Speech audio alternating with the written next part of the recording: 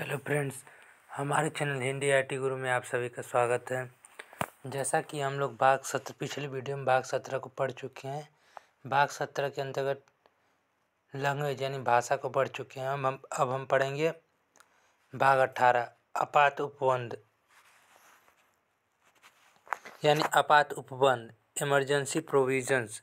आपात किसी तंत्र में आय व्यवस्था की स्थिति है, यानी इमरजेंसी उपबंध यानी इमरजेंसी प्रोविजन किसी आय व्यवस्था की वह स्थिति है जो तंत्र की अपेक्षित स्थिति से विपरीत है, यानी अपेक्षित स्थिति के विपरीत यानी उल्टा हो। संविधान निर्माताओं ने दूरदर्शिता अपनाते हुए इसे जर्मनी के संविधान से अपनाया गया, यानी संविधान निर्माण करने वाले लोगों ने दूरदर्शिता अपनाए। दूरदर्शिता को अपनाते हुए इसे जर्मनी के संविधान से अपनाया है। अब हम पढ़ेंगे संवैधानिक स्थिति। अनुच्छेद 352 से लेकर अनुच्छेद 360।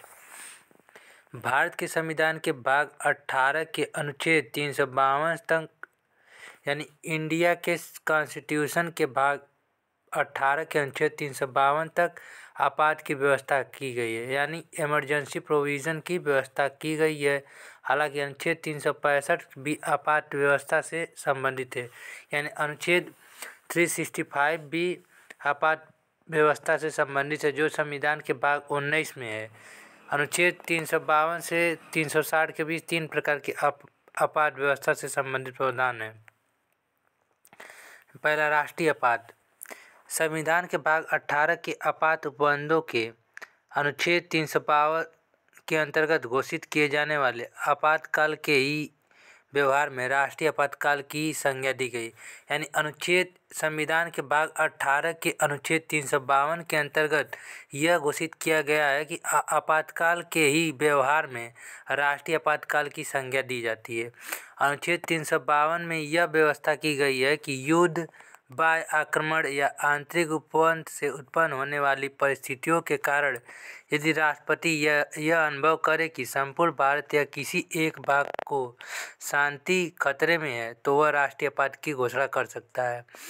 यानी अनुच्छेद 352 में यह व्यवस्था की गई है कि युद्ध, बाहरी आक्रमण, यानी जो भी हमारे इंडिया में बाहरी आक्रमण होता है, और आंतरिक उपद्रव यानी हमारे इंडिया के अंदर के लोगों में जो द्वेष हो गया, हिंदू मुस्लिम से झगड़ा हो गया, से उत्पन्न होने वाली परिस्थितियों के कारण यदि प्रेसिडेंट अनुभव करता है कि संपूर्ण भारत में या किसी एक भाग में शांति खतरे में, यानी किसी एक भाग पे शांति न हो, तो वह राष्ट्रीय आपात की घोषणा कर सकता है। 44वें संविधान संशोधन द्वारा अनुच्छेद 352 में आंतरिक अशांति शब्दावली को निकाल दिया गया है। 44वें संविधान के द्वारा अनुच्छेद 352 में आंतरिक अशांति शब्दावली को निकाल दिया गया तथा उसके स्थान पर सशस्त्र विद्रोह शब्दावली जोड़ दिया गया है। बाद में 59वें संविधान के निरस्त हो जाने के पश्चात अनुच्छेद 352 के अंतर्गत राष्ट्रीय आपातकाल की घोषणा निम्नलिखित आधार में किसी आधार राष्ट्रपति द्वारा की गई, जैसे युद्ध में, बाह्य आक्रमण पे शस्त्र विद्रोह। अब राष्ट्रीय आधार 2 प्रकार के होते हैं, यानी राष्ट्रीय आपात जो 2 प्रकार के होते हैं। पहला, बाह्य राष्ट्रीय आपात, यानी बाह्य कारणों से भारत या उसके राज्य क्षेत्र किसी भाग की सुरक्षा संकट में हो, यानी बाहरी आक्रमण से भारत या उसके राज्य क्षेत्र के किसी भाग की सुरक्षा संकट में हो, तो ऐसे आक्रमण को हम बाह्य राष्ट्रीय आपात घोषित कर सकते हैं। अब आंतरिक कारणों से भारत या उसके राज्य क्षेत्र के किसी भाग की सुरक्षा संकट में, यानी आंतरिक कारणों से भारत या उसके किसी क्षेत्र में आंतरिक सुरक्षा से संकट हो, तो हम इसको आंतरिक राष्ट्रीय आपात घोषित कर सकते हैं। अनुच्छेद 356(3)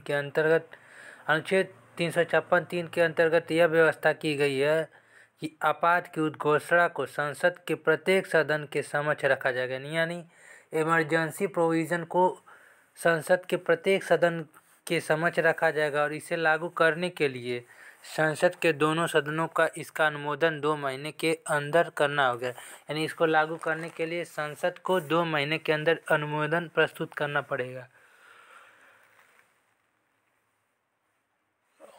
अब पढ़ेंगे वित्तीय आपात यानी फाइनेंशियल इमरजेंसी। वित्तीय आपात की उद्घोषणा संविधान के अनुच्छेद 360 में से संबंधित प्रावधान किए गए। यानी वित्तीय आपात की उद्घोषणा संविधान के अनुच्छेद 360 में किया गया है।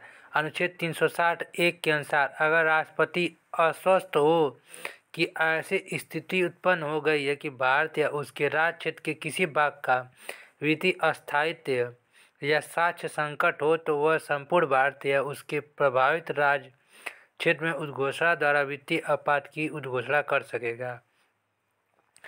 नोट: भारत में अब तक एक भी बार भी वित्तीय आपातकाल की घोषणा नहीं की गई है। अब राष्ट्रीय आपात। राष्ट्रीय आपात अनुच्छेद 352 में है। इसमें युद्ध, बाह्य आक्रमण और सशस्त्र विद्रोह का उल्लेख किया गया है। अब मंत्रिमंडल की लिखित सिफारिश द्वारा सिफारिश की गई। इसकी अवधि पहली बार में 30 दिन में और 30 दिन यानी 1 महीने संसद के दोनों सदनों के अनुमोदन से प्रत्येक 6 महीने, इसी प्रकार अनिश्चित काल तक। अब अनुमोदन विशेष बहुमत द्वारा किया जाता है।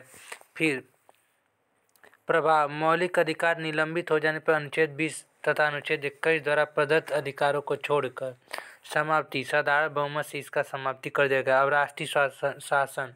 अनुच्छेद 356 राज्यपाल के प्रतिवेदन यानी अनुच्छेद 356 गवर्नर के प्रतिवेदन द्वारा या राज्यपाल के विवरण के बिना इसको नहीं लागू किया जाता। मंत्रिमंडल के सलाह इसको लागू करने के लिए मंत्रिमंडल का सलाह लिया जाता है।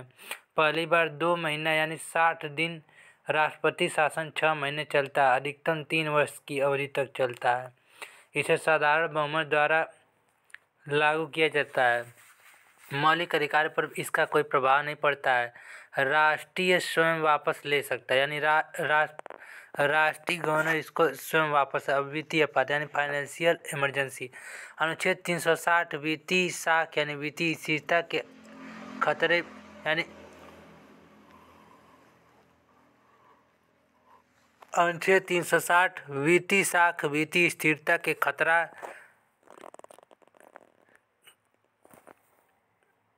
इसके अंतर्गत पाया गया है। इसको मंत्रिमंडल के सलाह के द्वारा लागू किया जा सकता है।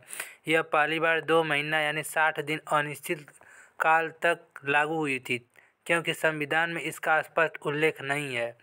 इसे साधारण बहुमत के द्वारा पारित किया जाता है। इसका कोई प्रभाव नहीं पड़ता। संसद के अनुमोदन की आवश्यकता नहीं, परंतु राष्ट्रपति कभी वापस ले सकता है। अब राष्ट्रीय आपात और राष्ट्रीय शासन में क्या अंतर होता है हम पढ़ेंगे। राष्ट्रीय आपात जर्मनी के संविधान से लिया गया है। राष्ट्रीय शासन यह कनाडा के संविधान से लिया गया, यानी राष्ट्रीय आपात है जो जर्मनी के संविधान से लिया गया है और राष्ट्रपति शासन जो कनाडा के संविधान से लिया गया है।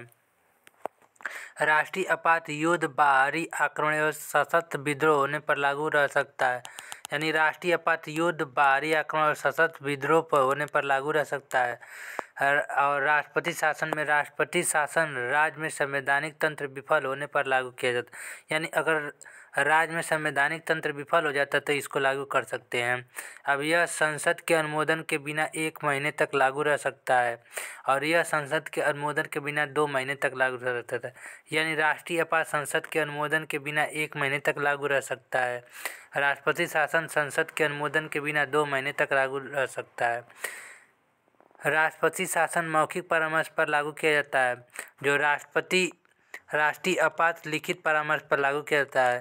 राष्ट्रीय आपात लिखित परामर्श पर लागू किया जाता है, जबकि राष्ट्रीय शासन मौखिक परामर्श पर लागू किया जाता है। राष्ट्रपति शासन संसद की अनुमति के बाद 6 महीने पे करके अधिकतम वर्ष तक लागू किया जाएगा। हम नेक्स्ट वीडियो को हम अगले पार्ट में पढ़ेंगे, यानी संविधान संशोधन भाग 20। तब तक के लिए थैंक यू।